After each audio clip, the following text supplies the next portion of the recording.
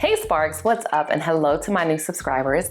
My mission with this channel is to inspire, educate, and share information that will help you thrive in life and thrive in business. And if that sounds good to you, subscribe. So in this video today, I actually want to talk to employees and employers, and specifically I want to talk about respect. Employees, employers, and respect. So I have a former employee that worked with me, and I will tell you this, as an employer, I call my employees team members. They typically are their family to me. I would be considered to be a very nice employer, and I'm okay with that.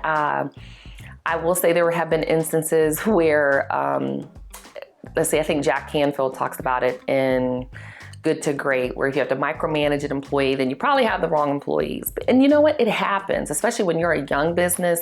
You're gonna have to pay more attention to people. But when you can help them understand your vision and you can make that stick, it's going to help you grow and scale your business. I've had six-figure payrolls, and I've had great people and I've had the wrong people. But all in all, I want to talk about respect, because something was very disturbing that my former team member sent to me. So, they're actually not with the company anymore because they actually moved out of state. So I'm like, hey, how's things going? Because we still communicate, because they're amazing. I had people that I really cared about. And they're like, I had to leave that company. The boss with whom I was working with closely was so mean and disrespectful to her employees. She curses them out almost every day and tried it with me, but we all have our breaking point, and that was mine. I said to myself, and I'm not gonna say their name, self, you don't have to put up with this. And after my 2 weeks ended, I left. And then they ended up getting a better position because all things work together for our good. And she said, I don't mean like damn, in quotation marks, cursing. I mean like F-bomb cursing.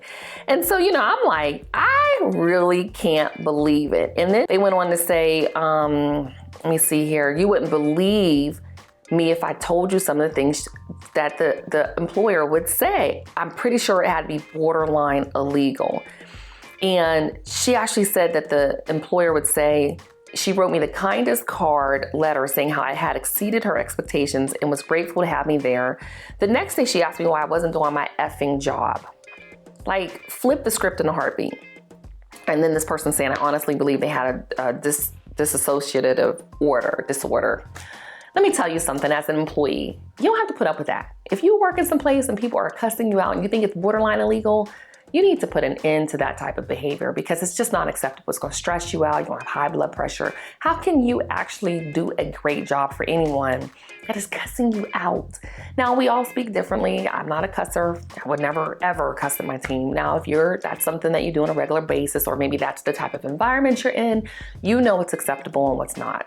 Now, for the employer, if you got a mental health disorder, get your ass some help or take your meds, because mistreating people because you're stressed out is not acceptable. I know what it feels like to push that payroll button, and my heart used to feel like it was going to jump out my chest.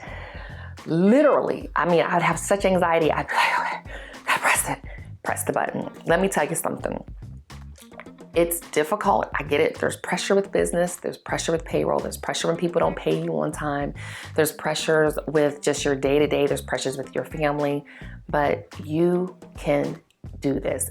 And if you feel like you're overwhelmed and you can't, get rid of people on your team. And I'll tell you, the bad people through attrition will leave your team, but people don't deserve to be mistreated. So I just wanted to leave that and put that out there, because again, I want to give you information that helps you thrive in life and thrive in business. You cannot thrive in life if you're someplace and you're miserable. Now, if you're someplace and you're miserable, and it's you, because you ain't doing your job, you're lazy, you're getting there on time, you're on your phone all the time. And this has been something I've noticed with employees that I've had over the years. This right here, I'm on my phone during the day and I own the company. But guys, this can be a real distraction. Like, I've had to delete Facebook. I've had to stop being on Instagram all the time. If you're sitting at your desk looking at YouTube and you're not doing your work, that's a problem. Now, employers, if it's a problem, you need to implement policies and procedures. So there have been times when with new people coming in, I'm like, can't have the phone. We can't have phones on shoots. There's certain things that I do and say because I don't want to encounter the problems, okay?